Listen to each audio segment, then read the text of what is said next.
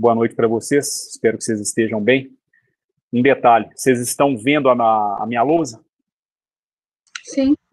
Então, beleza. Retomando, então, o que a gente viu na aula da semana passada, vamos começar hoje resolvendo um exemplo onde a gente vai fazer uma análise do gás ideal no formalismo do ensemble microcanônico. Vamos ver a que conclusões a gente vai chegar quando você avalia, quando você estuda o gás ideal no contexto do ensemble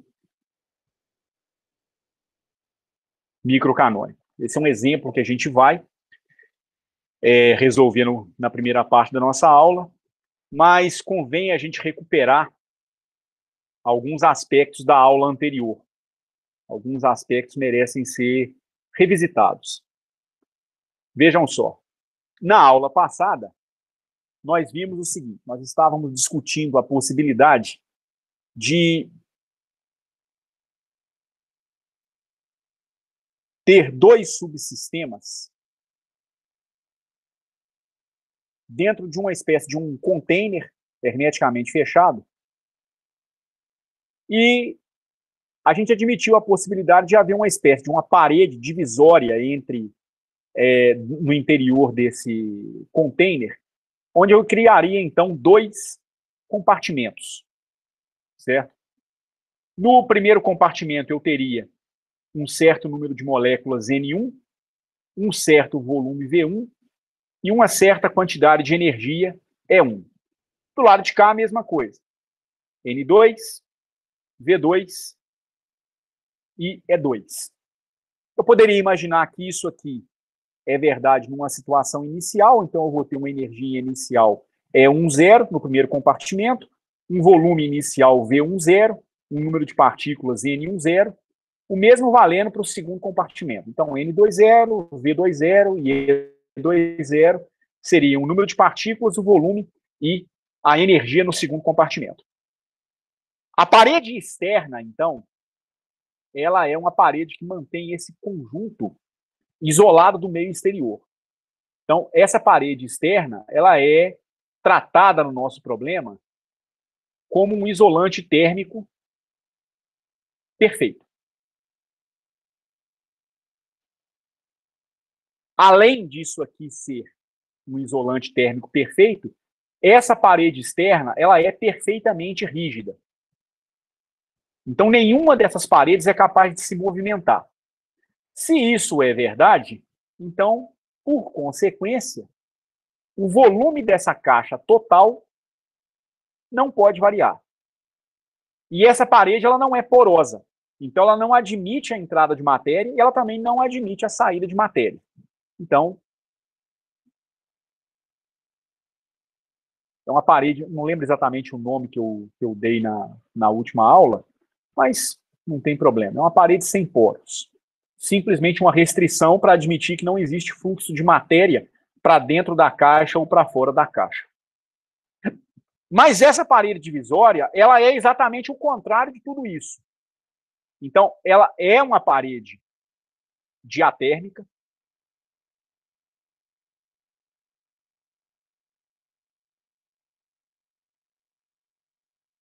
ou seja, ela permite troca de calor. Ela é uma parede móvel, ou nós admitimos a possibilidade de que ela se mova, então o volume dos dois compartimentos pode variar, e ela pode ser uma parede porosa. Ela admite, então, seja por difusão ou por algum outro mecanismo, por osmose, ela permite que haja passagem de matéria de um lado para outro, tá certo? Seja da esquerda para a direita ou da direita para a esquerda. Ora, você tem, então, o seguinte, você tem que, em um primeiro momento, digamos, no momento em que você começa a acompanhar a evolução temporal desse gás no interior dessa caixa, você tem que o número de partículas N1, 0 somado com o número de partículas N2, 0 é igual ao número total de partículas N. Você tem que o volume V1, 0 mais um certo volume V2, 0 me dá o volume total V. E você tem que a energia E10 somada com a energia E20 me dá a energia total, que eu vou chamar de E. Considerando o que a parede permite que aconteça no interior desse recipiente, não há nenhuma restrição em que aconteça o seguinte: o número de partículas no primeiro recipiente pode variar. No segundo também. Então você pode aumentar a concentração do gás à esquerda ou à direita, mas você não pode permitir a passagem de moléculas do gás para fora ou a entrada de matéria para dentro. Então, a soma N1 mais N2, ela é uma constante, apesar de eu admitir que os números de partículas individuais podem variar em cada lado. Com os volumes, a mesma coisa. Os volumes individuais podem variar, mas a soma dos dois não pode variar. E, por fim, a energia em cada compartimento pode variar, mas a soma das energias em cada compartimento não vai variar. A base do ensemble microcanônico é você tratar sistemas cuja energia é fixa.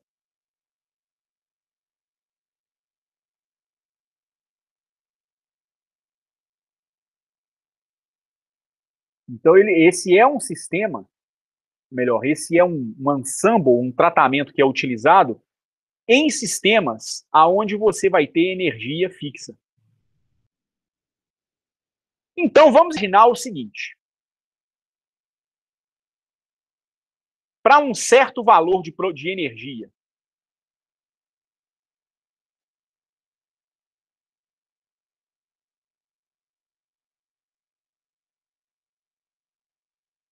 que eu vou chamar de E1, qual seria a probabilidade de, entre os muitos estados, as muitas maneiras pelas quais eu posso distribuir a energia total nesses dois compartimentos, eu encontre, por exemplo, no compartimento da esquerda, um valor de energia igual a 20 joules.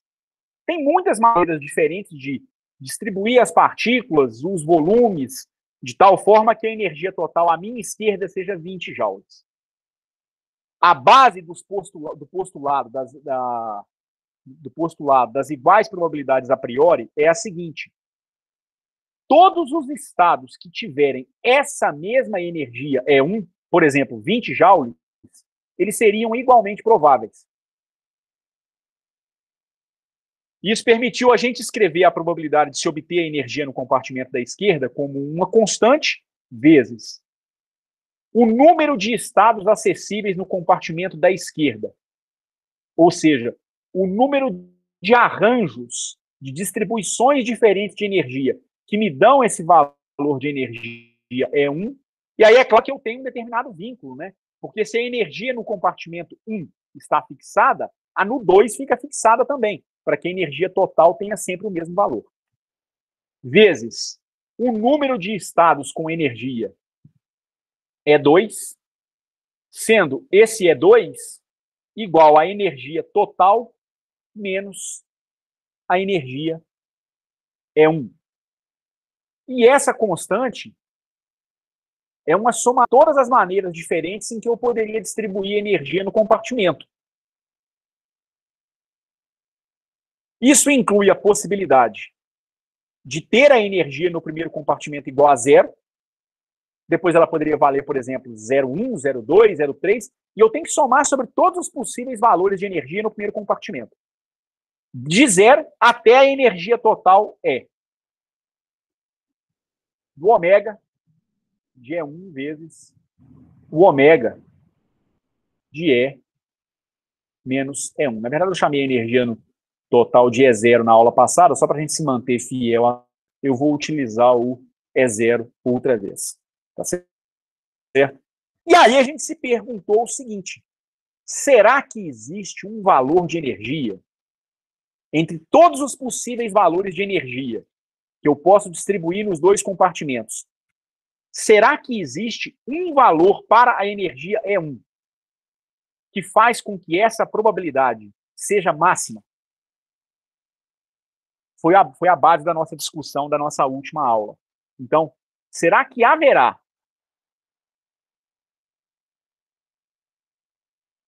algum valor de energia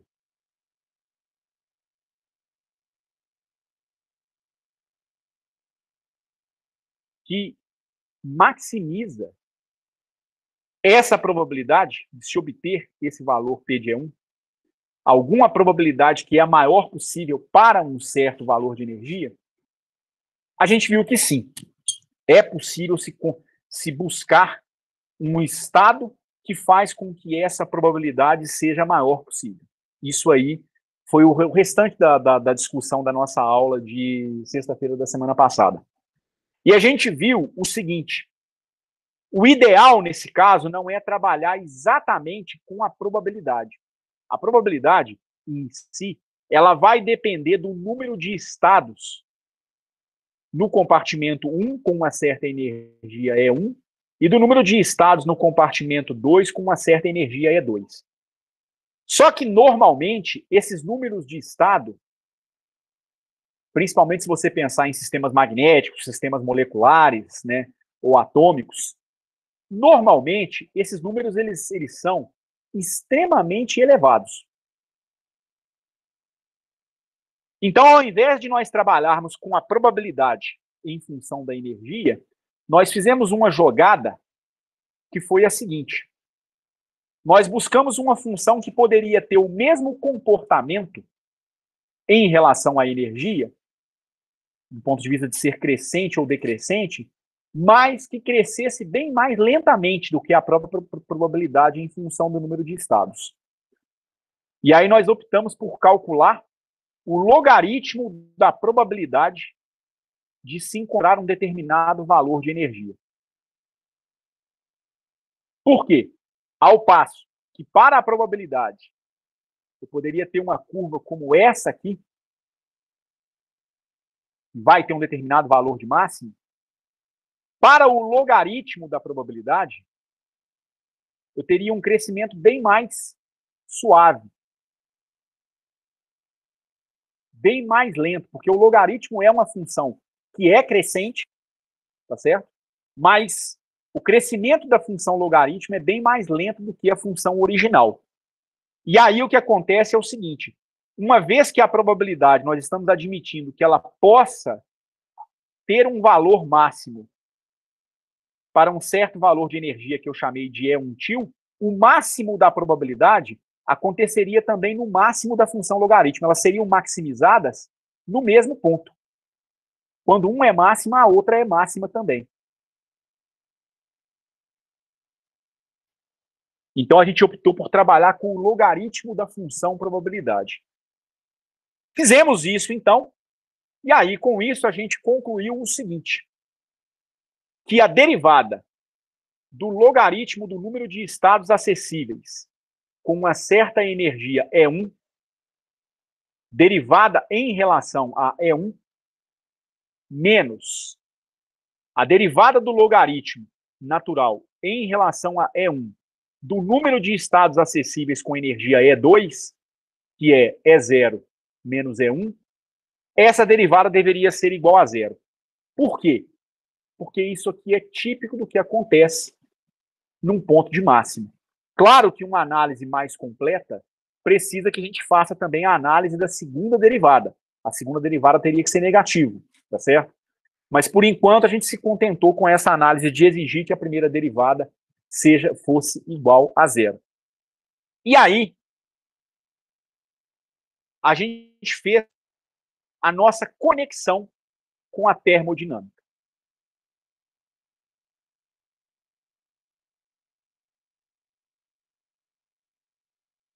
Nós recordamos do que acontece na termodinâmica com uma derivada em particular que a gente pode fazer em relação à energia. E essa energia aqui, ela deve ser entendida como uma energia interna do seu compartimento.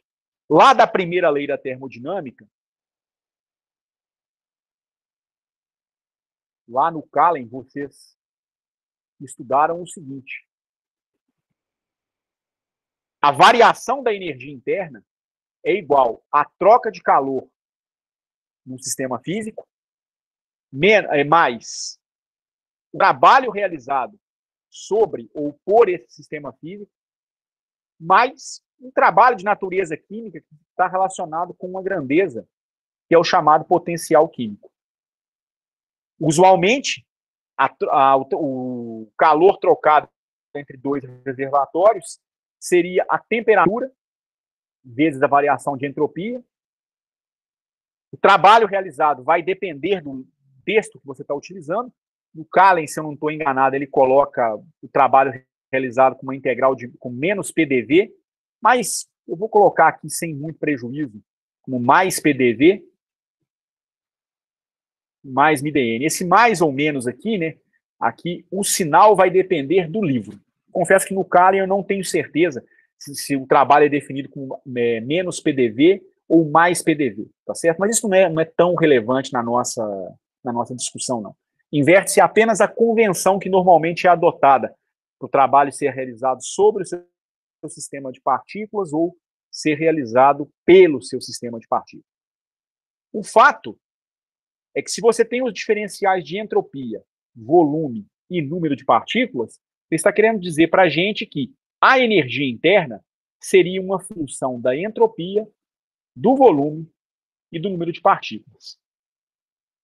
Se ela é uma função da entropia, do volume e do número de partículas, do ponto de vista matemático, e aí não do ponto de vista físico, eu poderia expressar a variação da energia interna como derivada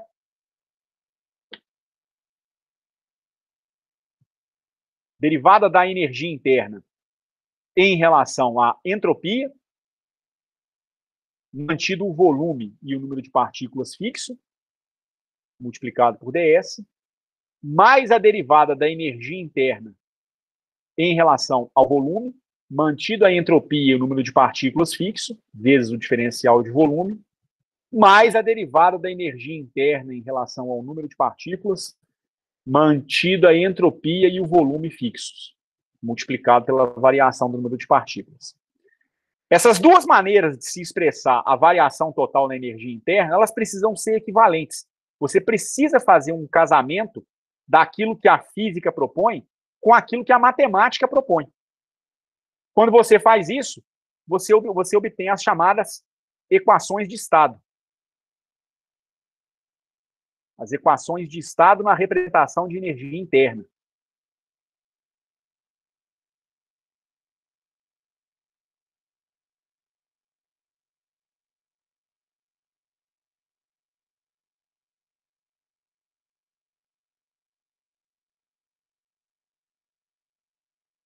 O coeficiente de cada diferencial na relação física, que vem da primeira lei da termodinâmica, tem que ser equivalente ao coeficiente de cada diferencial na expressão matemática, né?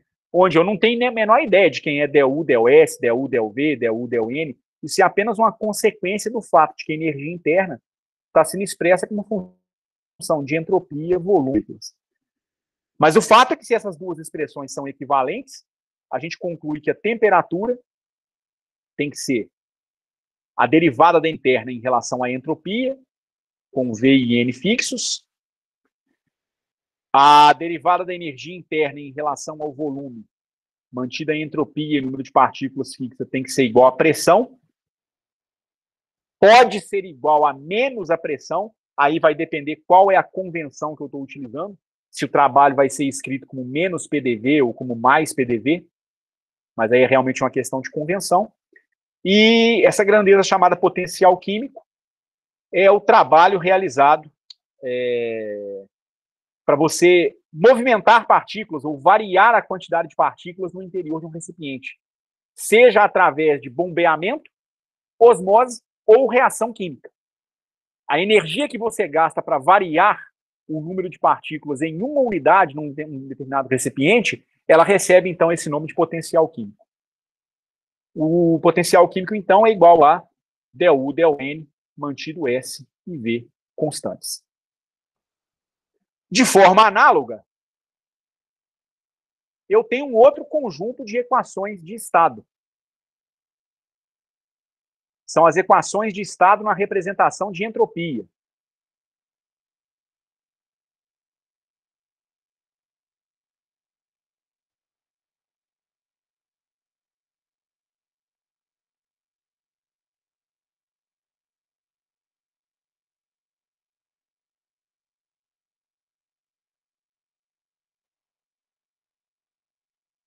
que é uma forma equivalente de você resolver o seu problema físico.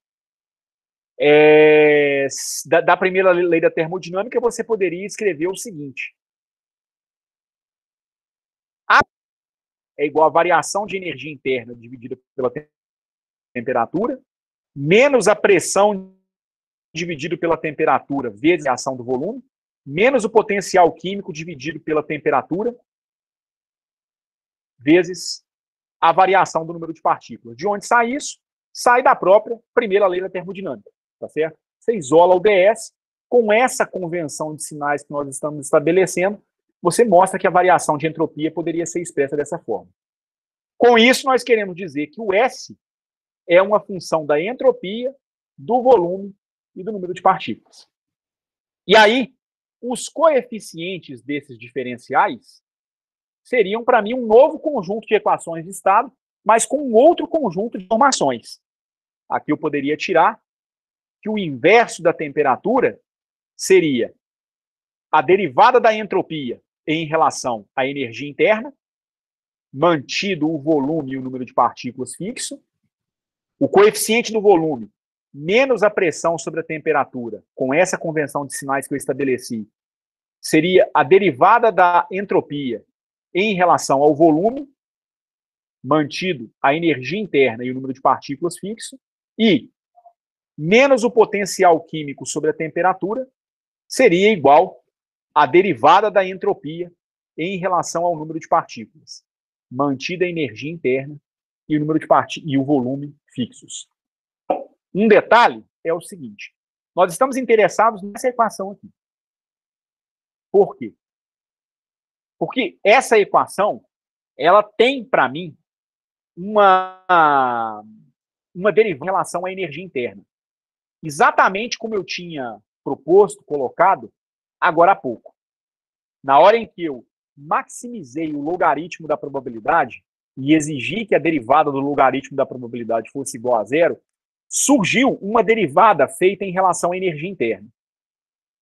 Eu vou chamar essa minha relação aqui de relação 1. E aí, nessa relação, eu vou fazer o seguinte. Eu vou tomar essa relação novamente.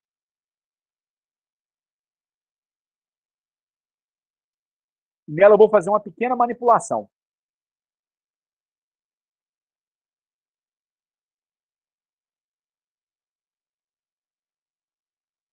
Eu tenho a derivada do logaritmo do número de estados acessíveis com ele é 1, feita em relação à energia interna é 1, menos a derivada do logaritmo do número de estados acessíveis com energia é 0, menos é 1, feita em relação a é 2. Na verdade, o sinal negativo aqui vem por uma aplicação da regra da cadeia, né? Uma vez que o E2 é E0 menos E1. E isso aqui tem que ser igual a 0. O que eu vou fazer com essa relação? Eu vou fazer uma análise dimensional dessa relação. Essa relação tem um logaritmo do número de estados acessíveis. Seja na primeira ou seja na segunda parcela,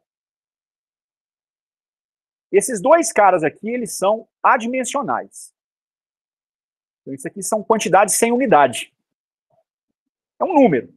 Número de estados. Não tem unidade. Não é uma grandeza física com unidade.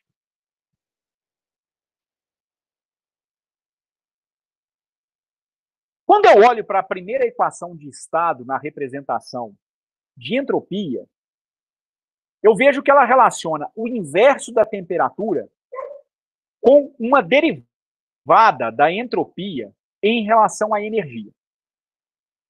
Ora, essa relação aqui, se eu fosse fazer uma análise dimensional dela,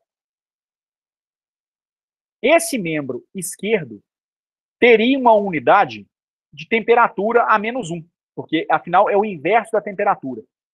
Então, seria graus Celsius menos 1, Kelvin menos 1, enfim. A unidade desse camarada aqui, se eu pensar no sistema internacional, seria, por exemplo, Kelvin a menos 1. Isso é coerente com o que eu tenho à direita? É bastante coerente. Porque a entropia, ela é expressa em joules por Kelvin no sistema internacional. A energia interna é expressa em joules. Então, para tirar a unidade do lado direito, eu teria que tomar a unidade da entropia e dividir pela unidade da energia interna. Joule dividido por joule. Que me daria de novo 1 sobre Kelvin, ou Kelvin a menos 1. Ora, o que eu vou fazer, então, com essa minha relação que relaciona o logaritmo do número de estados acessíveis? Eu vou multiplicar essa relação aqui pela constante de Boltzmann. Lembrando que a constante de Boltzmann, ela vale 1,38 vezes 10 a menos 23 joules por Kelvin. Então, reparem que a constante de Boltzmann, ela tem a unidade de entropia. Quando eu multiplico, então, os dois lados dessa relação pela constante de Boltzmann, e com a constante, isso aqui me daria o quê?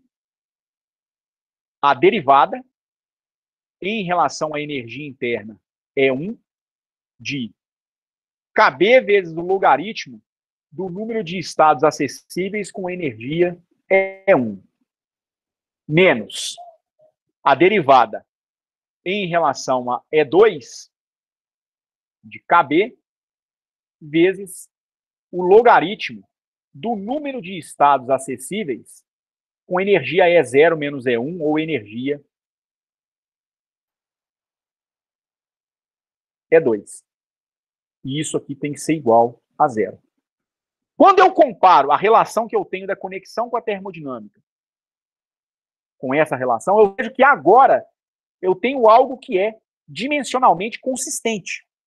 O que eu tenho aqui no meu argumento da derivada é uma coisa que tem unidade de entropia. A constante de Boltzmann tem unidade de entropia, mas o Ln é adimensional. Aí eu derivar essa coisa com unidade de entropia, que é a constante de Boltzmann, em relação ao E2, eu vou ter essa mesma relação de unidades que eu tenho aqui, sobraria somente a unidade do inverso de temperatura.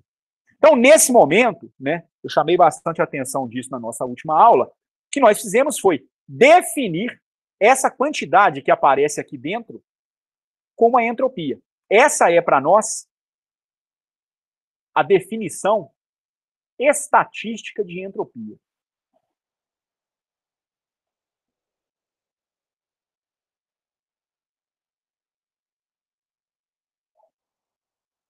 A entropia de um determinado sistema termodinâmico, ela é igual a constante de Boltzmann vezes o logaritmo de estados, do número de estados acessíveis com uma determinada energia E. Então, aquilo que a gente costumava dizer lá na física 2, de que a entropia mede o grau de desordem de um sistema, talvez fique um pouco mais claro agora nessa conexão da termodinâmica que nós estamos fazendo dentro da mecânica estatística. Por quê? A desordem ela pode ser entendida pelo número de modos diferentes com os quais você pode distribuir a energia dentro de um sistema físico. Pensem num sistema gasoso, num sistema magnético, num sistema formado por uma quantidade muito grande de partículas.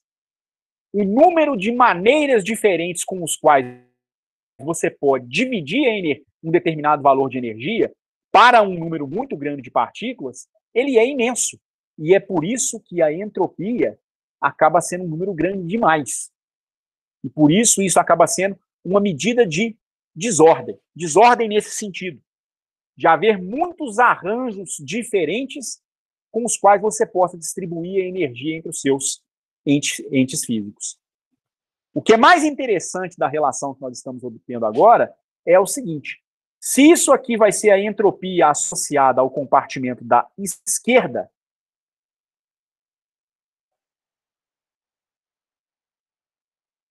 e isso aqui vai ser a entropia associada ao compartimento da direita, a minha conexão com a termodinâmica permite que eu escreva o seguinte: derivada da entropia em relação à energia interna daquele reservatório é o inverso da temperatura daquele reservatório. Então, isso dá menos 1 sobre T1 menos 1 sobre T2 igual a 1 sobre T1 igual a 1 sobre T2. Ou seja, o que é bonito nesse negócio?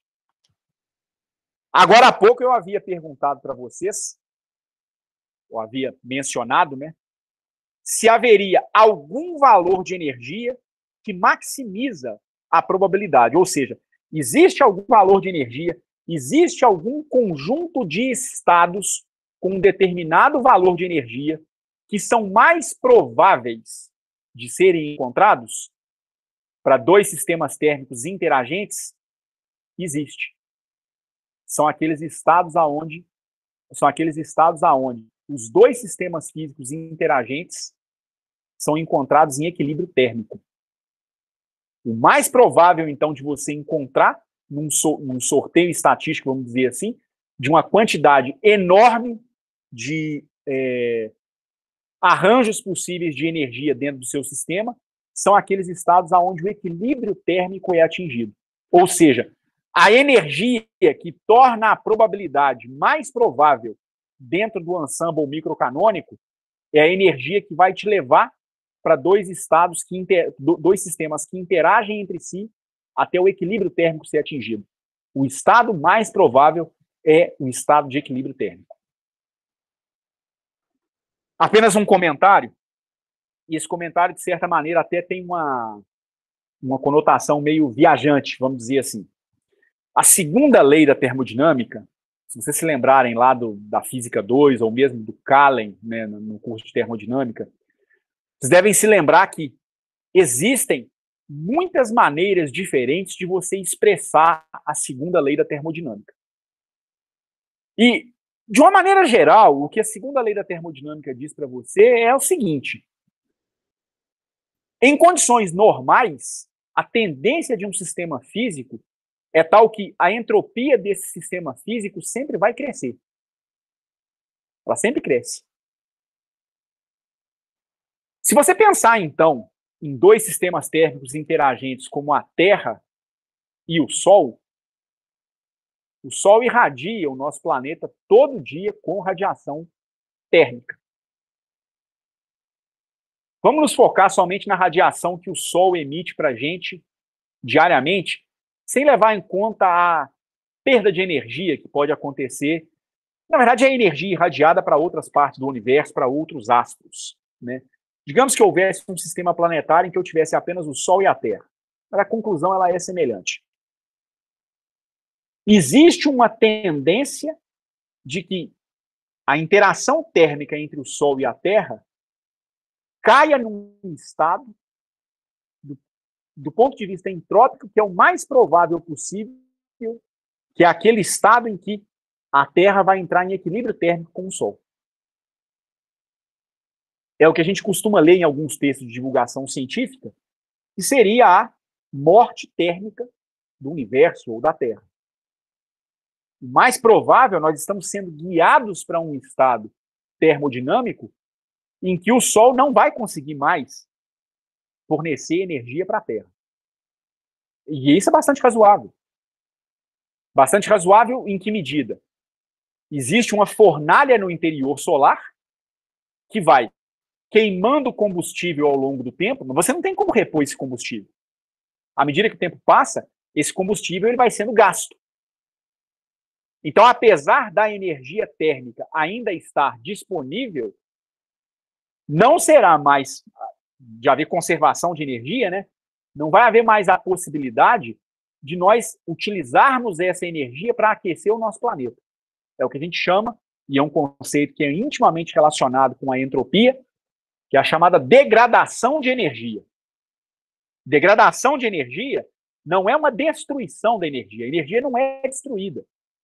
A degradação da energia é a impossibilidade de você tornar essa energia disponível para realizar trabalho ou para aquecer a vida aqui na Terra. Tá certo? Isso é um comentário que reforça essa noção que a gente costuma ver de que o universo caminha para uma morte térmica. O que isso quer dizer do ponto de vista da segunda lei da termodinâmica? Quer dizer isso que a gente está vendo agora. Né? O estado que acaba sendo mais provável num cenário em que a energia total é mantida fixa é um estado em que dois sistemas térmicos são colocados para interagir e eles vão ser guiados para o equilíbrio térmico, certo? Você maximiza a entropia, maximiza o logaritmo do número de estados acessíveis, maximiza, portanto, a probabilidade desse estado ser encontrado. Ou seja, se você pensar do ponto de vista de sobrevivência da vida na Terra, o estado atual que nós estamos, ele é menos provável do que o estado de morte térmica. Porque, em relação ao Sol, nós não estamos num estado de equilíbrio térmico.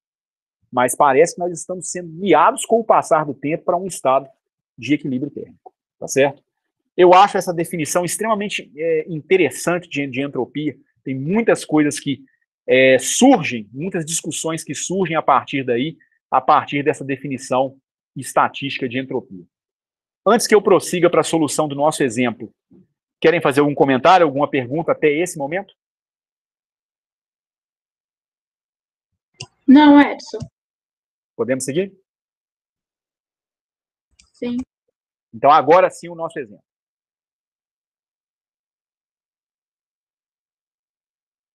O nosso exemplo inicial é a abordagem do gás ideal clássico do ensemble microcanônico.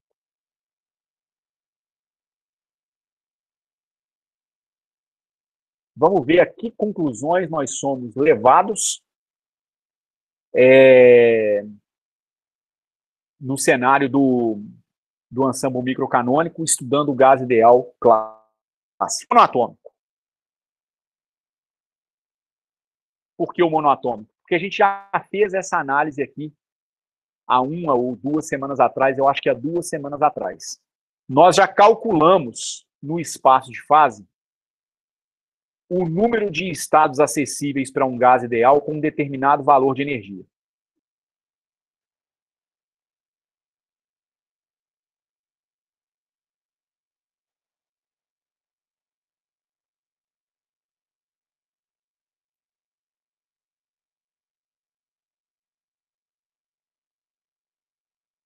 Nós vimos há alguns dias que o número de estados acessíveis no espaço de fase clássico para se encontrar um gás ideal com um determinado valor de energia E, ele é igual a uma certa constante C vezes o volume elevado ao número de partículas vezes a energia desse gás ideal elevado a 3N dividido por 2. A gente viu que essa constante aqui depende da dimensão em que a integração está sendo realizada. Enfim, a gente fez esse cálculo com um nível razoável de detalhes. Mas o mais importante mesmo é a dependência do número de estados acessíveis com o volume e principalmente com a energia. Vamos ver, então, onde a gente vai chegar. A partir do momento que você conhece o número de estados acessíveis, pela nossa definição estatística de entropia, nesse momento eu poderia escrever qual seria a entropia do gás ideal clássico.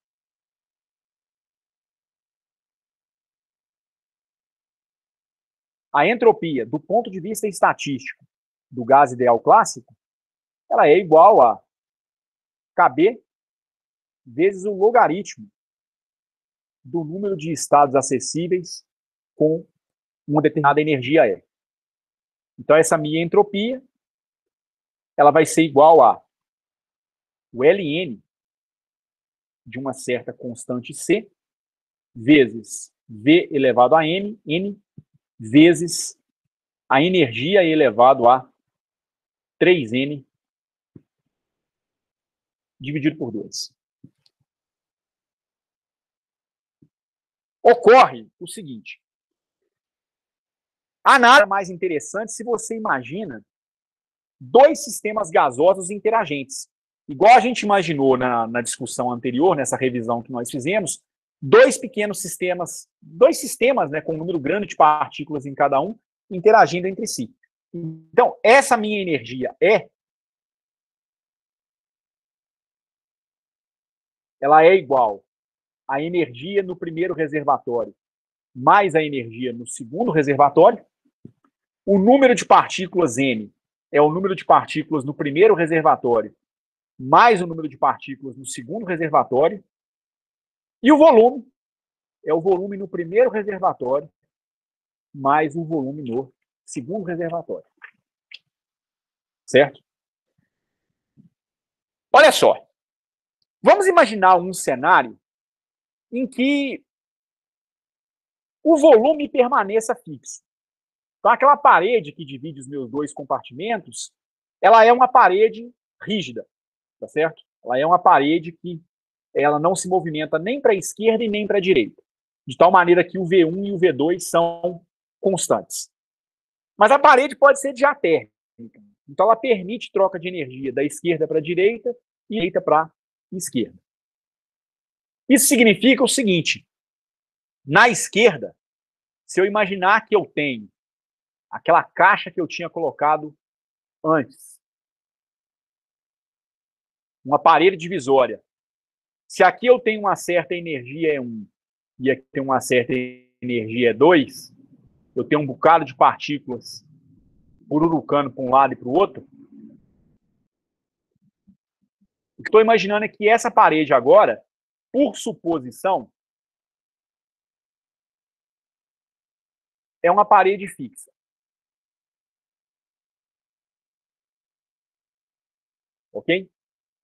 Eu poderia, com isso, escrever o número de estados acessíveis à esquerda com uma certa energia E1. Assim como eu posso escrever o número de estados total, né, para os dois conjuntos, eu teria o número de estados acessíveis com energia E1 à esquerda, que seria igual àquela constante C, o símbolo que eu usei aqui, é C maiúsculo mesmo, vezes V1 elevado a N1, vezes a energia no primeiro reservatório, elevado a 3N1 dividido por 2. Então, eu apenas imitei a relação que eu tenho para um gás ideal qualquer, tá certo? Só que eu tenho dois gases. Eu tenho um gás à esquerda e um gás à direita. Então, eu também poderia pensar no número de estados acessíveis à esquerda com certa energia E2. Isso aqui dá uma constante C, é a mesma constante de cima, vezes V2 elevado a N2, vezes a energia no segundo reservatório elevado a 3N2 dividido por 2. O que seria, então, o número de estados acessíveis com energia E, sendo esse E igual à energia no primeiro reservatório mais a energia no segundo reservatório? Ora, esse número de estados acessíveis com energia E teria que ser dado por um produto. O produto do número de estados acessíveis à esquerda com o produto do número de estados acessíveis à direita. Eu poderia escrever isso dessa maneira. Isso é muito similar ao que eu tenho no lançamento de um dado e uma moeda. Lança um dado uma vez, a probabilidade de obter uma certa face, como a 3, é 1/6. Lança a moeda, a possibilidade que você tem de obter a face cara é meio. Para poder obter a probabilidade conjunta dos dois eventos, esses eventos são independentes. Eu multiplico meio num evento e 1/6 no outro. Então, para poder obter a combinação face e 3 no dado e face cara na moeda, daria 1/12. Isso em termos de probabilidade. Em termos de número de estados, acaba que é parecido. Eu tenho que multiplicar o número de estados, o número de maneiras pelas quais eu posso distribuir a energia à esquerda e obter um determinado valor fixo é 1, e o número de estados acessíveis à direita, em que eu posso obter, ou posso fixar o valor de energia num certo valor é 2. Obedecendo à restrição de ômega 1, ômega 2. Certo? Ora, se eu tenho, então, 2 subsistemas,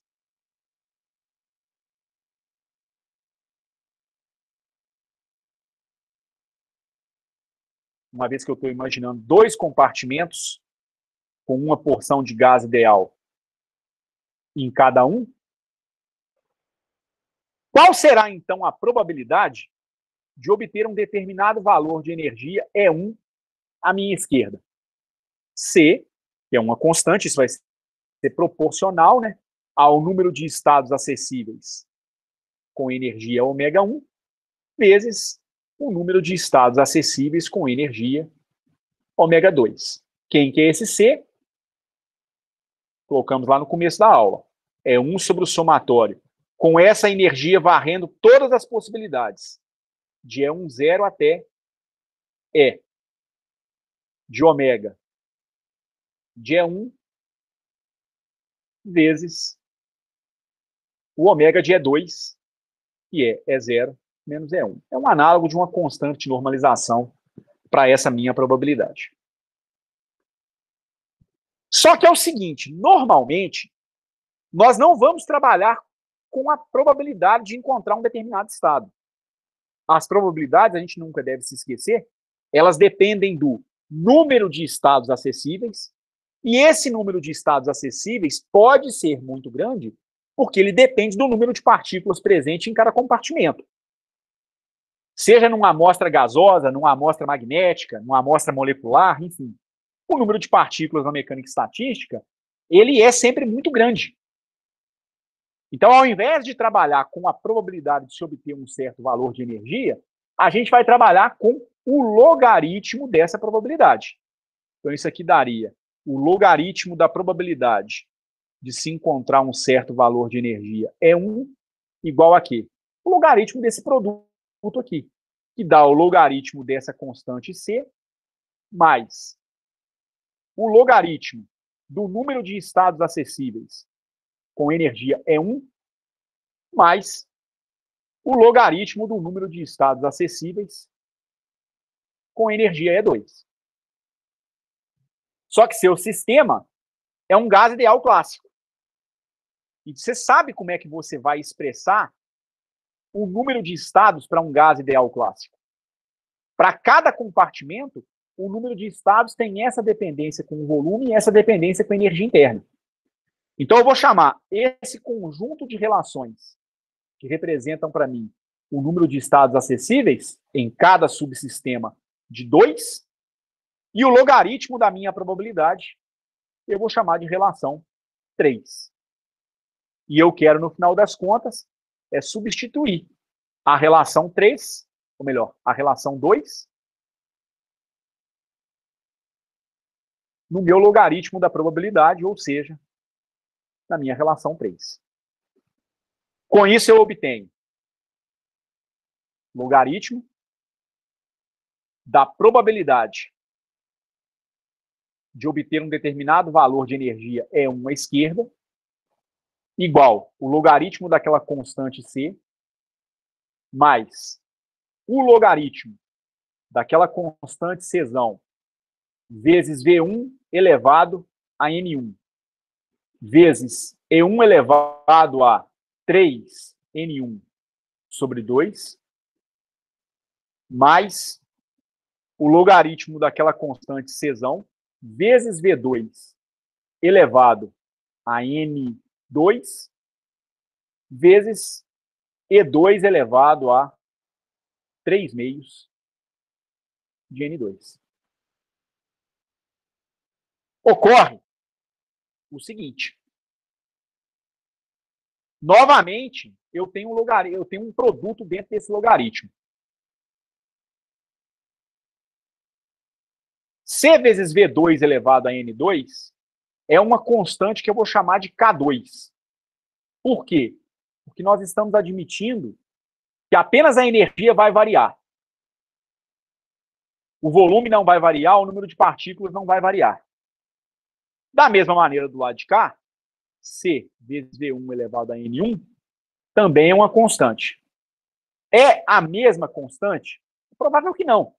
Aqui eu vou chamar de uma constante K1 e aqui eu vou chamar de uma constante K2.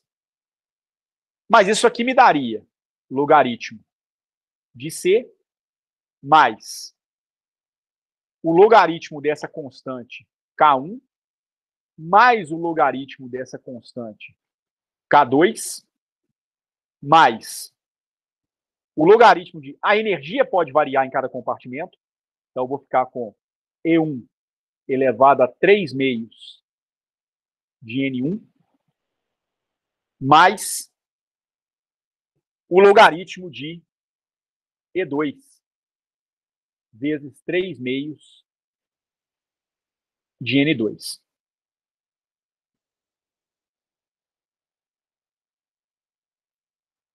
Ok?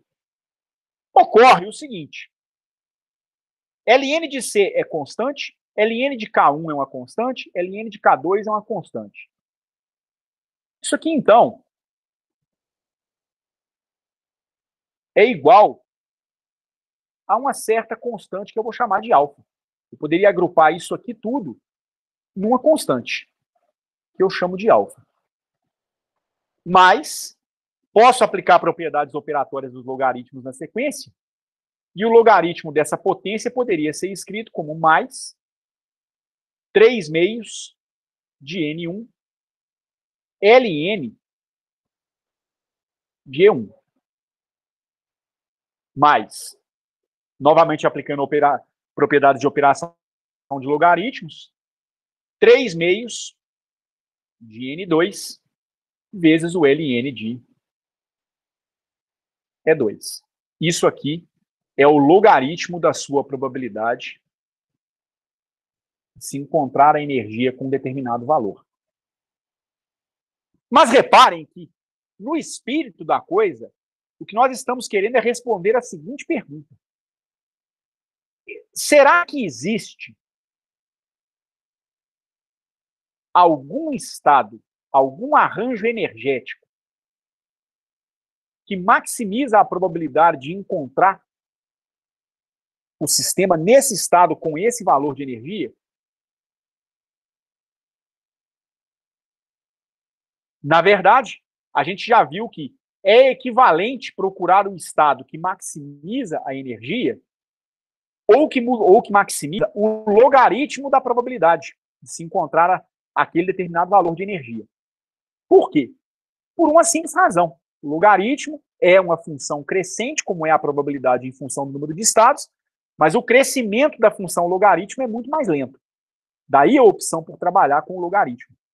Se nós queremos, então, maximizar a probabilidade ou maximizar o logaritmo da probabilidade, eu vou tomar a derivada do logaritmo da probabilidade de encontrar a minha energia com um certo valor E1, derivada em relação a E1, e eu vou exigir que essa derivada seja zero. Olha o bacana que foi de reagrupar todas essas constantes. Eu vou ter que tomar uma derivada de uma constante em relação a E1.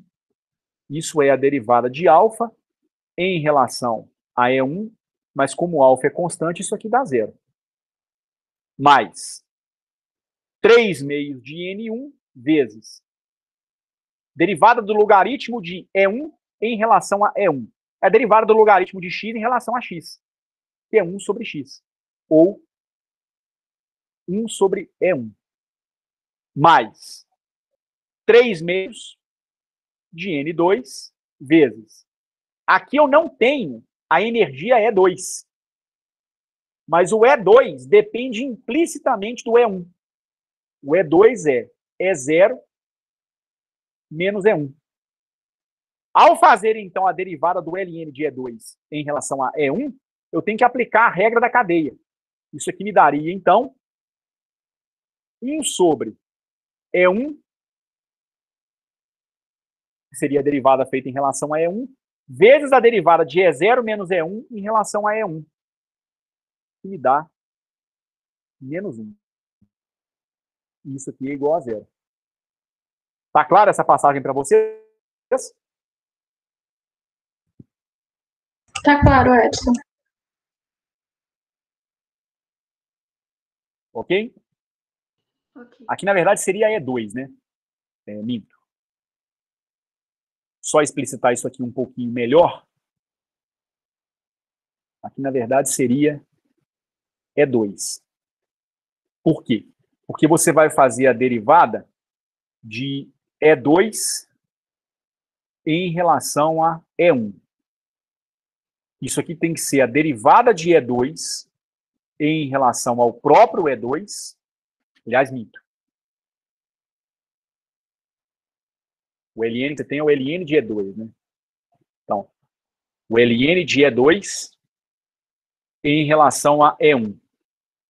Isso aqui teria que ser a derivada do ln de E2 em relação à energia E2 vezes a derivada de E2 em relação a E1. Derivada de ln de E2 em relação a E2 é 1 sobre E2. Ou 1 sobre E0 menos E1, tanto faz. Vezes a derivada de E2 em relação a E1. Ou a derivada da energia total menos a energia 1 em relação a E1. Só que o E0 é constante. Você está imaginando que a energia total é fixa. Aí sobraria a derivada de E1 em relação a E2 com um sinalzinho negativo. Então, por isso que dá menos 1 sobre E2. E aí você chega na seguinte relação. A sua derivada do ln de E1, aliás, do ln da probabilidade de encontrar um estado com uma certa energia E1, está nos dando 3 meios de N1 sobre E1 menos 3 meios de 2 sobre E2. Isso aqui tem que ser feito igual a zero. Mas, o que isso nos dá no final das contas? Isso está indicando para nós o seguinte: eu já posso eliminar 3 meios com 3 meios. Isso me daria que N1 sobre um determinado valor de energia é 1 til, ou seja, um determinado valor que maximiza essa probabilidade, tem que ser igual a N2 sobre um determinado valor de energia E2 til, tá certo? Esses valores aqui são os valores, então, que maximizam o logaritmo da minha probabilidade, por sua vez, então, maximizam a própria probabilidade, certo? Ora, e daí? Daí o seguinte: o que nós temos da definição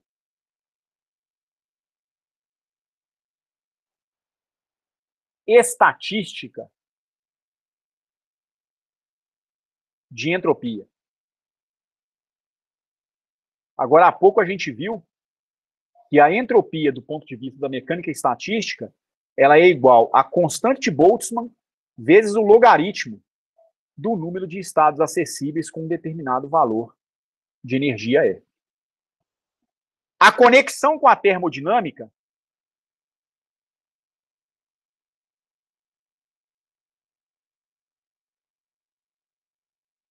ela é feita por meio de uma das equações de estado.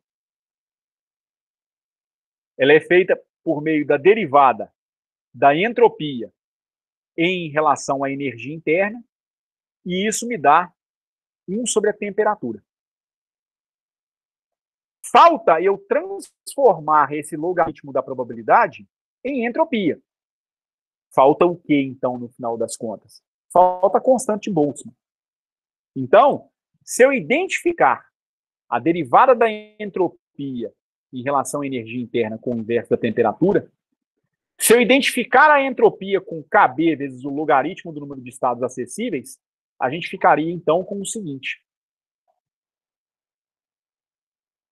N1 sobre E1 é o resultado, menos N2 sobre E2, né? É a derivada do logaritmo da probabilidade em relação à energia. Ora, essa derivada do logaritmo da probabilidade de se encontrar um certo valor de energia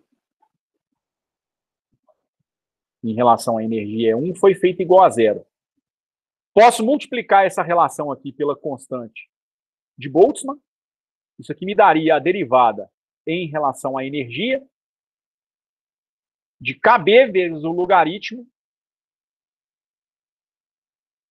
da probabilidade de encontrar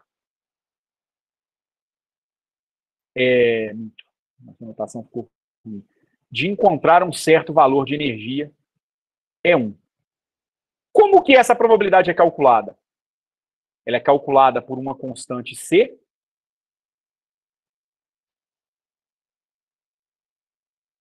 vezes o número de estados com energia E1 vezes o número de estados com energia E2. É isso que a gente tem no final das contas para essa probabilidade. Ora, isso aqui no final das contas, a menos do C, que é uma constante cuja derivada vai dar zero, isso aqui é a própria derivada em relação à energia interna de KB vezes o logaritmo do número de estados acessíveis com uma certa energia. Em outras palavras, isso aqui é a derivada da entropia em relação à energia interna.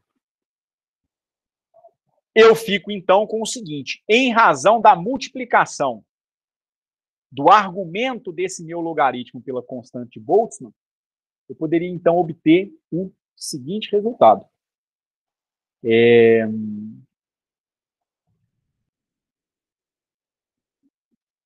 Só um detalhe, por favor. Como a minha entropia foi expressa como uma constante C vezes a energia elevada a 3 meios de N, que isso aqui é o número de estados acessíveis, né, para o meu gás ideal. Se você quer fazer a derivada da entropia em relação à sua energia interna, isso aqui seria, no final das contas, o quê? Você poderia descer 3 meios de N vezes KB vezes a derivada do ln de C com C constante vai dar zero, e aí a derivada do ln de E vai dar 1 sobre E. 3 meios de KB vezes o número de partículas sobre a energia do seu sistema. Reparem o que nós temos aqui em cima. Número de partículas dividido pela energia. Número de partículas dividido pela energia. Se eu, então, tenho número de partículas dividido pela energia à esquerda, e isso é igual ao número de partículas dividido pela energia à direita, se eu multiplicar essa relação que eu obtive aqui em cima por 3 meios da constante de Boltzmann, conforme esse guia que eu multipliquei aqui, que eu obtive, né, eu fico com 3 meios da constante de Boltzmann vezes N1 sobre E1 igual a 3 meios da constante de Boltzmann vezes N2 sobre E2.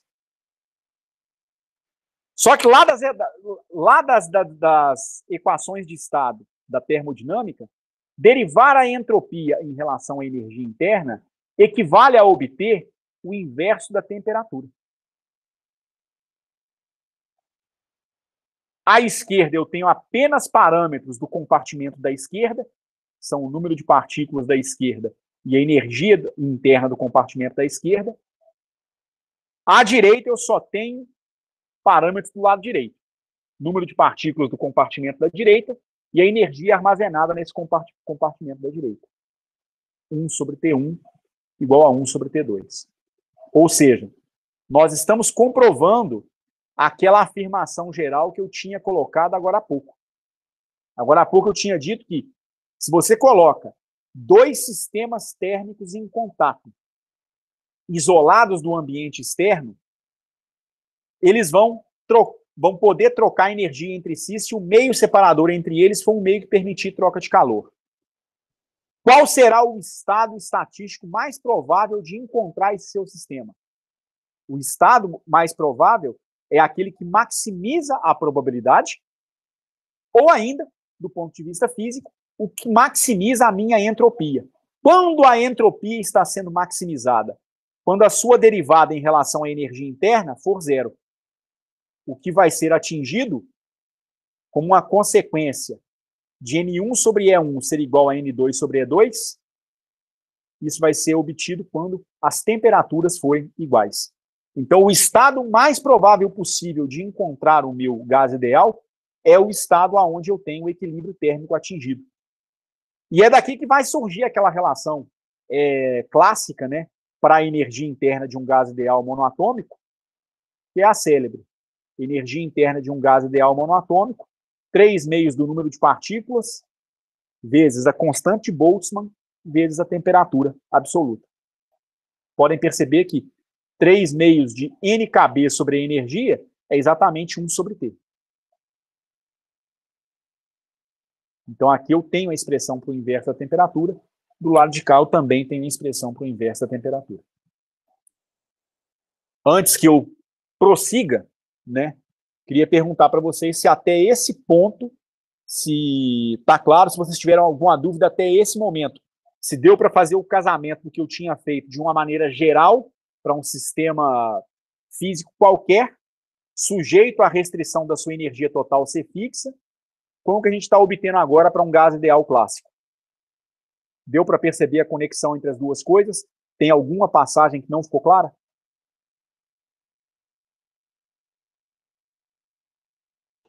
Não, tá claro. Por mim, Rafael? também. Tranquilo. Tá bom. Tranquilo? Tranquilo. Há um detalhe que precisa ser analisado, que é o seguinte. Será que esse ponto realmente é um ponto de máximo? Esse estado é um estado que fez a primeira derivada da entropia em relação à energia interna ser igual a zero. Mas aí você abre 3 possibilidades. Você pode ter um ponto de máximo, nós estamos supondo que seja, mas nós ainda não sabemos se é.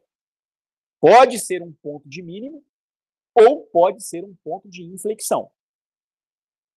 Então, uma análise mais rigorosa dessa situação, ou de sistemas no ensemble microcanônico, precisa passar não somente pela primeira derivada, como também pela segunda derivada. E é o que a gente vai fazer agora. Agora a gente precisa realmente determinar se esse estado é um estado de máximo, tá certo? Temos que fazer o teste da segunda derivada. Ok? Então a gente deve lançar a seguinte pergunta. Tal estado é, de fato,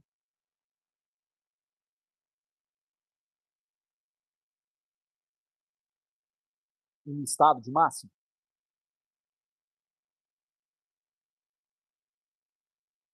Para isso, eu preciso fazer o teste da segunda derivada. Eu tenho que analisar o sinal da segunda derivada. Eu vou, então, tomar a derivada segunda do logaritmo da probabilidade, porque é o logaritmo da probabilidade que foi maximizado, né? Então, a gente tem que fazer uma análise da segunda derivada desse logaritmo, dessa derivada, em relação a E1. Ora, quanto deu a primeira derivada? Nós obtivemos agora há pouco. Essa primeira derivada, ela deu 3 meios de N1 sobre E1 menos 3 meios de N2 sobre E2. Na verdade, ela deu N1 dividido por E1 menos N2 dividido por E2, né? Mas a gente já, para a entropia, agora há pouco a gente já tinha feito isso, né? Na hora em que eu fui tomar a derivada da entropia, deu 3 meios de N sobre E, a menos de uma constante, tá certo? De uma maneira geral, eu poderia colocar N1 sobre E1, multiplicar por 3 meios no final, ou já colocar o 3 meios aqui de cara. O mais importante é essa dependência com o E1 e com o E2, e também com o N1 e com o N2. Ora, você vai fazer a derivada dessa expressão em relação a E1. Isso aqui vai te dar o quê? 3 meios de N1 na primeira parcela, vezes a derivada de 1 sobre E1 em relação a E1, que dá menos 1 sobre E1 elevado ao quadrado. Menos 3 meios de N2 vezes. Aqui eu tenho que me lembrar que o E2, a energia no segundo reservatório, é a energia total menos a energia no primeiro reservatório, que é a variável de derivação. Fazer, então, a derivada em relação a E1 de 1 sobre E2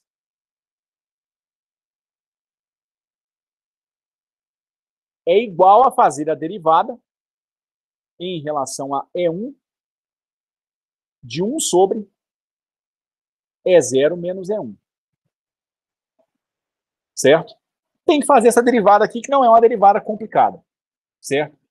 Se você fizer isso aqui, você vai perceber, ao fazer a derivada em relação a E1, você vai ver que isso aqui vai dar menos 3 meios de N2 vezes 1 sobre E2 ao quadrado, onde o E2 é o E0 menos E1. Pode fazer a derivada aí que vocês vão perceber que vai dar. Tá certo? Porque vai ter um sinal negativo da derivada, daria 1 sobre E0 menos E1 ao quadrado, só que você ainda tem que aplicar a regra da cadeia, porque o E2 é dependente do E1. Então combinam-se 2 sinais negativos, mas há um sinal negativo da própria expressão original. Você fica então com o seguinte: 3 meios, ou melhor, menos 3 meios de N1 sobre E1 ao quadrado, mais N2 sobre E2, ou E1 menos E0, ao quadrado. O que importa no teste da segunda derivada é fazer uma análise do sinal da segunda derivada, no ponto em que a função está sendo maximizada ou minimizada. Então começa aqui. Isso aqui já não vai ser um ponto de inflexão, porque se fosse um ponto de inflexão, a segunda derivada seria 0. Então, é um máximo ou é um mínimo? Quando você tem um máximo? Quando a concavidade está voltada para baixo. E aí a segunda derivada tem sinal negativo.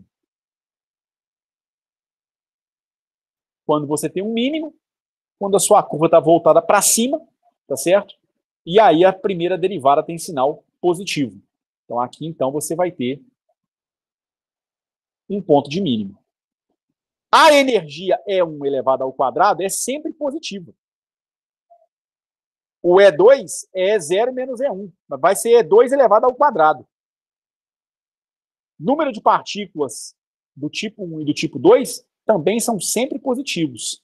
Então isso aqui é maior do que 0, ou seja, é positivo, para todo valor que você atribuir para E1 e E2. Para toda combinação de valores E1 e E2, essa quantidade aqui é positiva. Mas tem um sinal negativo global. Então, a sua segunda derivada do logaritmo da função probabilidade se encontrar um estado com uma certa energia E1 em relação a E1, ela vai ser menor do que 0. Ou seja, a concavidade da sua curva Ln da probabilidade está voltada para baixo e você tem um ponto de máximo. Então, é de fato um ponto de máximo. Nós estamos realmente maximizando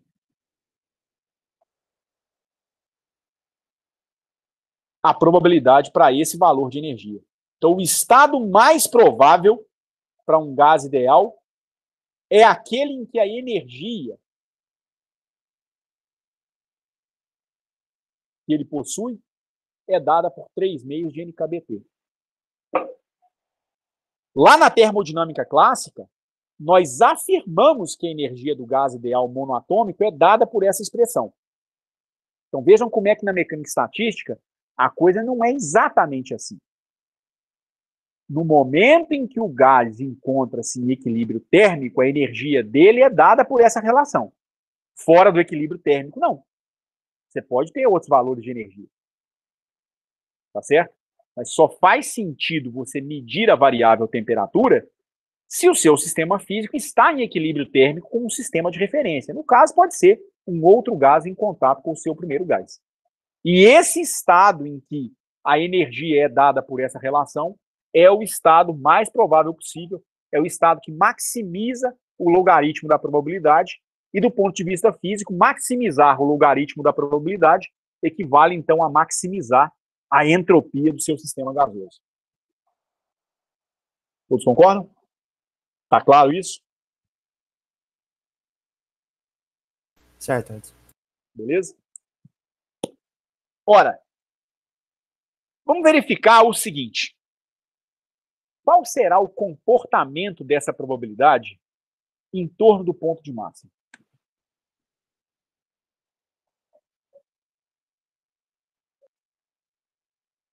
Qual é o comportamento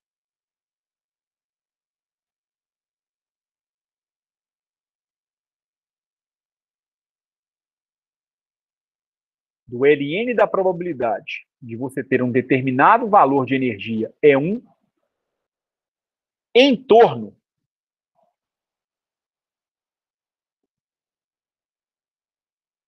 do ponto de máxima?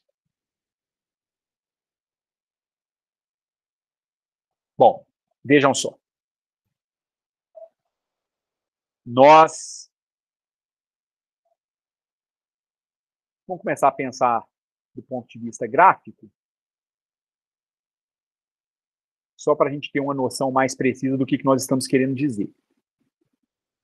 De alguma forma, nós estamos tentando encontrar uma expressão para o logaritmo da probabilidade de que o meu gás ideal tem uma certa energia E1.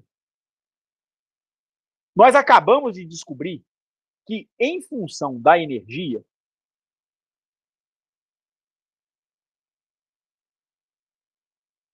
a sua curva do logaritmo da probabilidade em função da energia possui um ponto de máximo para um determinado valor de energia.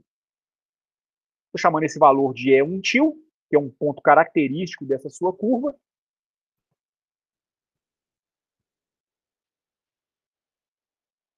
E esse E1 til é igual a 3 meios de N1 KBT, ou KBT1, como a gente queira. A minha pergunta é a seguinte: qual será o comportamento desse logaritmo e, de imediato, da probabilidade na vizinhança, nos arredores desse ponto de máxima? Há que se deixar claro uma coisa, que é o seguinte: nós não sabemos ao certo qual é a largura dessa curva. Então, pode ser que aconteça o seguinte. Eu estou imaginando, até porque eu ainda não fiz uma análise, que a variabilidade dos estados em torno desse valor que maximiza é relativamente grande. Ou seja, estou supondo que possa existir uma quantidade grande de energias que me dão um logaritmo da probabilidade razoável. É isso mesmo? Não sei, talvez não seja. Quem sabe talvez eu tenha uma coisa desse tipo aqui. Ao invés de ter uma curva com uma variabilidade grande, isso teria a ver com o desvio padrão da sua curva. E se ao invés disso, eu tivesse algo desse tipo aqui? A posteriori é uma análise que a gente vai acabar tendo que fazer. Digamos que eu tenha uma curva para o logaritmo da probabilidade em função da energia, que ao invés de ser larga como essa aqui, tem esse comportamento.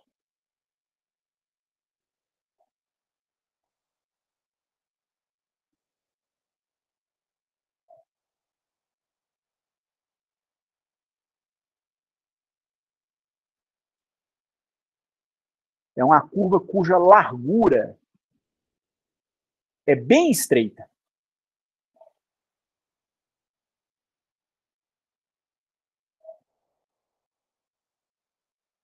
Ou seja,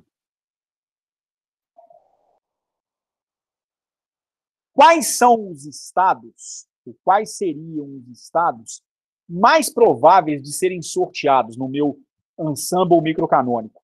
Se eu realizar um experimento com um gás monoatômico, ideal, o que uma curva como essa diz para mim é o seguinte: aqueles estados cuja energia é muito distante da energia que maximiza o meu logaritmo da probabilidade, ou a própria probabilidade, ou do ponto de vista físico, a entropia, os estados que têm uma energia que diferem muito desse valor, eles são pouco prováveis ou eles são bastante prováveis?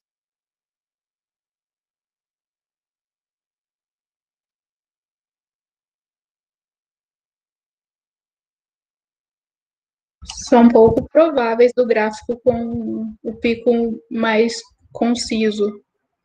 Eu acho que é isso que a gente vai acabar concluindo. Que é bem provável que essa minha distribuição estatística para o gás ideal, da probabilidade de se encontrar o gás ideal com uma determinada energia, provavelmente você vai ter uma curva que seja bem estreita em termos da energia que maximiza a entropia do gás ideal. Por quê?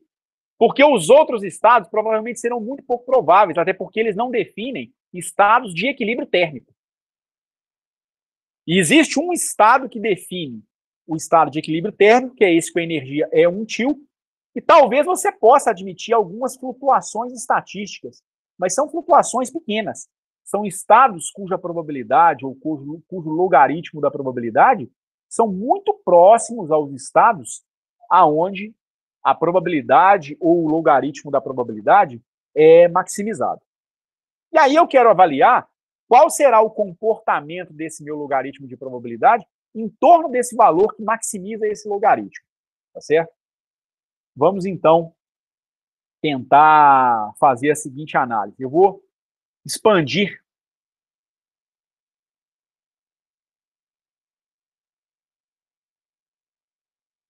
Ln da probabilidade de que a energia assuma um certo valor é 1 em série de Taylor.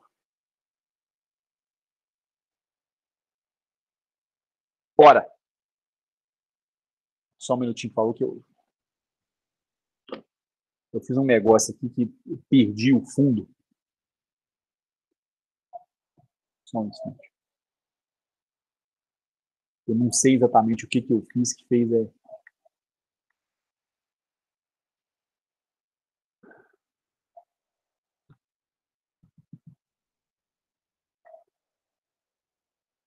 fez a minha grade desaparecer. Não é a primeira vez que eu faço isso.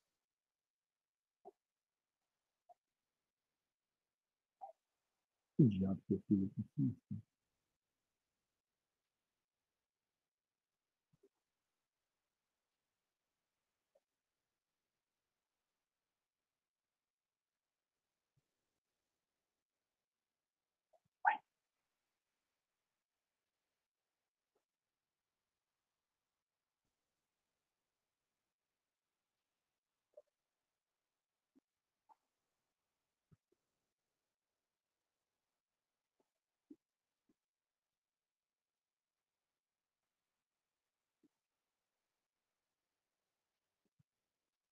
Pior é que isso aconteceu para todas as páginas. Que diabo.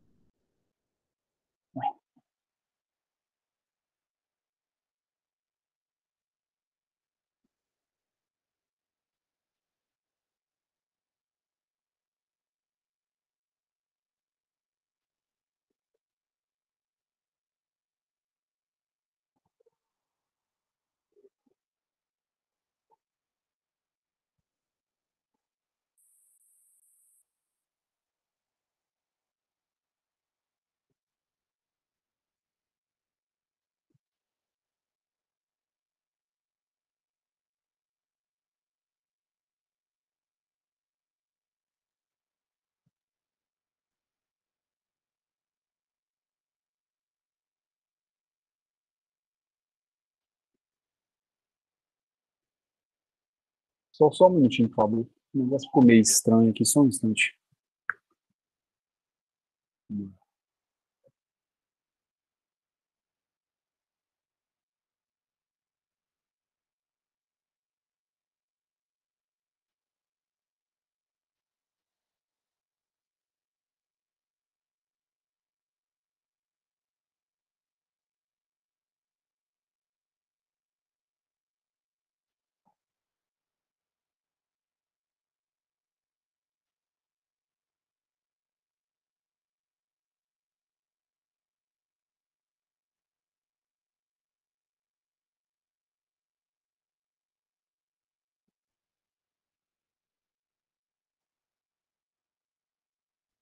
Vocês voltaram a ver a minha tela?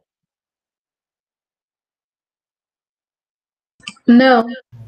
Então, me dá só um minutinho que eu acho que agora é no compartilhamento. Só um instantinho, por favor.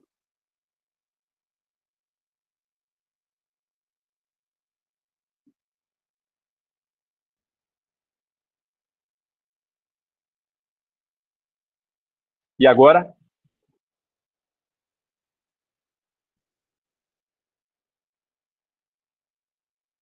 Sim.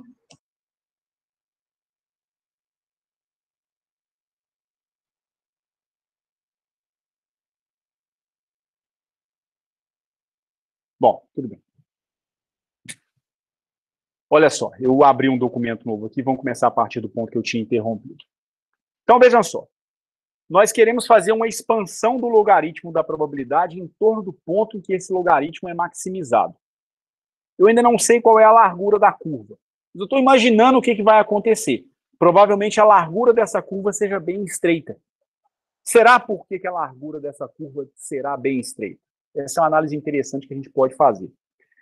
De qualquer maneira, qual é a expressão geral para a nossa expansão em série de Taylor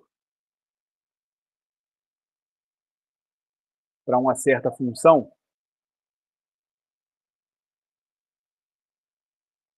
em torno de um certo ponto x0.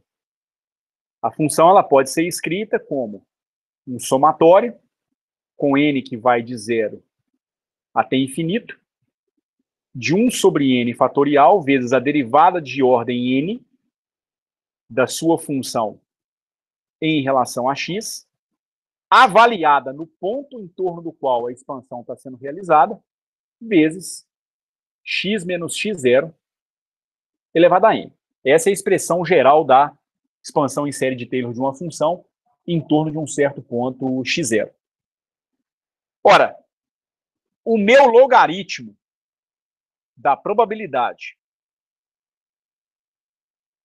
de que a energia no reservatório da esquerda assuma um certo valor é 1, se ele vai ser expandido em série de Taylor, isso aqui vai ser igual a um somatório, com n indo de 0 a infinito, de 1 sobre n fatorial, derivada de ordem n de f de x, em relação a x, avaliada num valor de energia, que é aquele valor é 1 til, que maximiza a minha probabilidade, vezes o logaritmo é função da energia, e o ponto em torno do qual a expansão está sendo realizada é o ponto em que o logaritmo da energia é maximizado. É o logaritmo de, aqui ao invés de x menos x0, eu fico com E1 menos o E1 til elevado a n. Isso aqui me dá o quê? 1 sobre 0 fatorial, derivada de ordem 0 da minha função, que é o logaritmo de P de E1, em relação a E1, avaliada em E1 igual a E1 til, vezes o x, que é a energia, menos o x0, que é E1 til, elevado a 0, primeira potência, mais 1 sobre 1 fatorial, derivada de ordem 0, em relação a E1, aliás, perdão, derivada de ordem 1, né? Derivada de primeira ordem agora. Derivada de primeira ordem, do ln, da probabilidade da energia assumir o valor E1, no estado em que o E1 é igual a E1 til, vezes a energia menos a energia do estado que maximiza a probabilidade, E1 til, elevado a 1. Mais 1 sobre 2 fatorial, derivada segunda, em relação a E1, do logaritmo de P de E1, avaliada em E1 igual a E1 til, vezes E menos E1 til, elevado ao quadrado. E assim por diante. O que me dá o primeiro termo? O primeiro termo é meramente uma constante. E1 menos E1 til elevado a zero é um número que está sendo elevado a zero, portanto, ele vale 1. 0 fatorial é 1. Derivada de ordem zero nada mais é do que você replicar a própria função, você não está fazendo derivada nenhuma. Então, você vai avaliar a função logaritmo da probabilidade em E1 igual a E1 til. Em outras palavras, esse camarada aqui é tão somente uma constante. Mas, vou perguntar para vocês, o que vai acontecer com essa primeira derivada quando ela é avaliada em E1 igual a E1 til?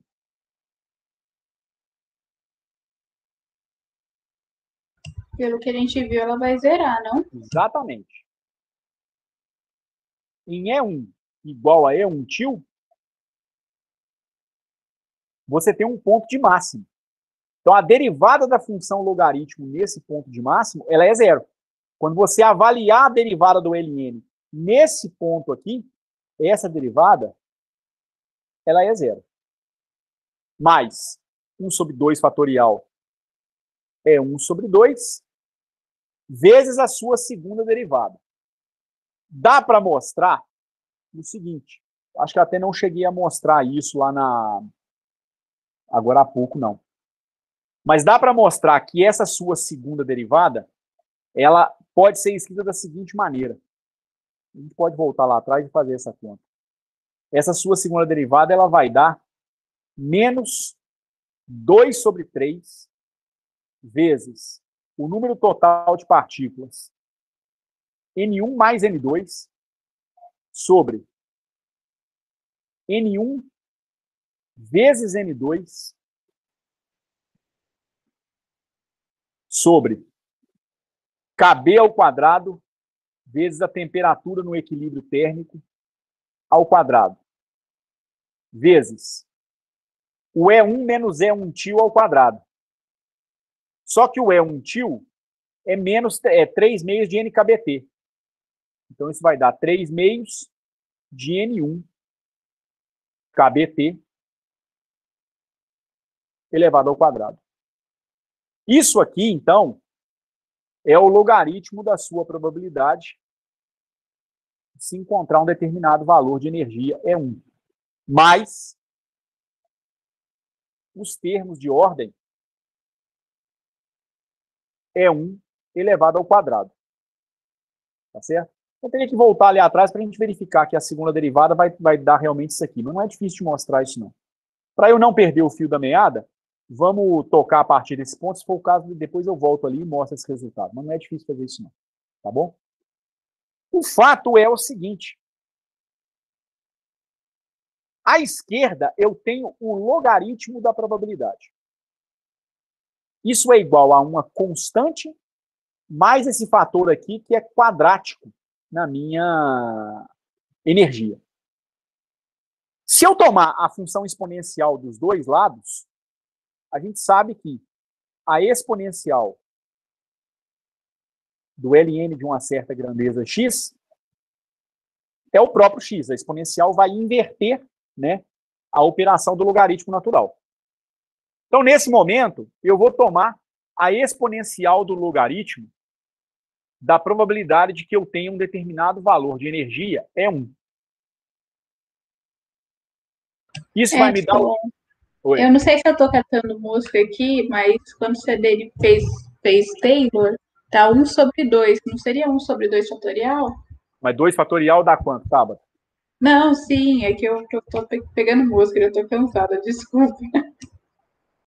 É isso mesmo, entendeu? Esse 1/2 aqui é o 1/2 fatorial. Só que você tem que calcular também a sua segunda derivada. E a segunda derivada, ela vai dar como resultado isso aqui. Ela dá menos 2/3, que está relacionado com o fator 3/2 do gás ideal monoatômico. A segunda derivada ela vai ter esse resultado aqui. E esse 1/2 é o 1/2 fatorial que vem lá da série de Taylor. Aí o 2 do numerador cancela com o 2 do denominador. Por isso que sobrou apenas o fator menos 1/3. Tudo bem. Entendeu? Aham. É só a questão da segunda derivada que eu não mostrei exatamente por que dá esse resultado aqui. Digamos, eu pulei esse ponto. Tá certo? Mas dá, não é difícil de mostrar que vai dar isso, não. Tudo bem? Tudo bem.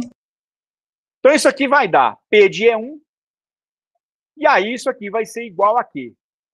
A exponencial de uma constante, que é o ln do P de E1 til, vezes a exponencial de menos 1/3 de N1 mais N2 sobre N1 mais N2, ou melhor, N1 vezes N2,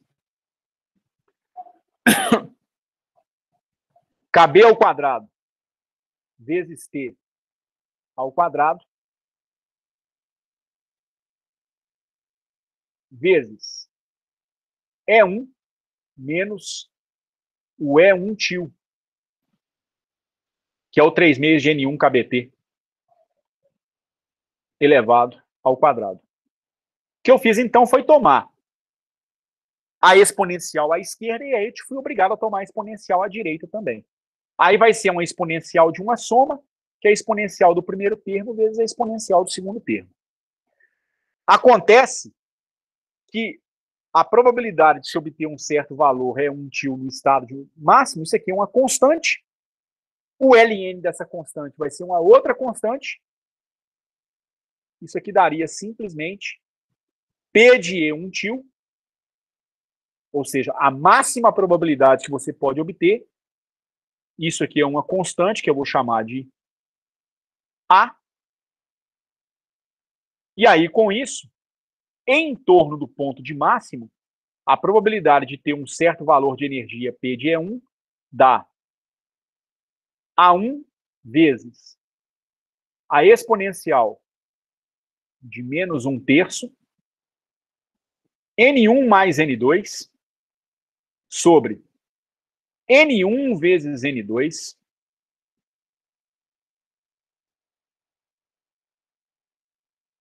KB ao quadrado vezes T ao quadrado vezes E1 menos E1 til elevado ao quadrado. Todos esses caras que aparecem aqui, o número de partículas no primeiro reservatório, o número de partículas no segundo reservatório, a constante de Boltzmann e a temperatura são constantes. Então isso aqui me daria A1 vezes a exponencial de menos uma constante beta vezes E1 menos E1 til elevado ao quadrado.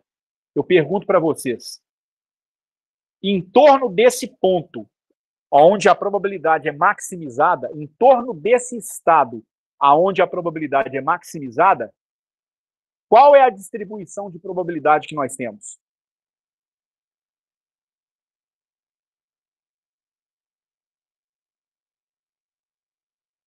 O tipo de distribuição de probabilidade? Gaussiana? Uma distribuição gaussiana. Então, os estados que se concentram em torno do estado que maximiza a probabilidade, eles se distribuem na forma de uma gaussiana. Então, é de fato uma distribuição gaussiana. Resta uma pergunta que eu vou deixar para responder na próxima aula, em razão do horário. É uma distribuição gaussiana, ok. Mas é uma distribuição gaussiana de largura grande ou largura pequena? Nós vamos verificar na próxima aula que a largura dessa distribuição depende do número de partículas. Como é um número de partículas muito grande, o N1 e o N2 são muito grandes, a gente vai ver que a largura dessa gaussiana é muito grande, muito pequena. Ela quase que vai se concentrar como se fosse uma delta de Dirac. Certo? Então, é uma distribuição gaussiana, mas ela é extremamente estreita, mostrando que os estados possíveis são concentrados em torno do ponto aonde a energia térmica do gás vale 3 meios de NKBT. E isso acontece em que situação? No equilíbrio térmico. Tá certo? Então, eu encerro nesse momento, em razão do horário. Gostaria de perguntar para vocês se existe alguma pergunta, alguma consideração a ser feita.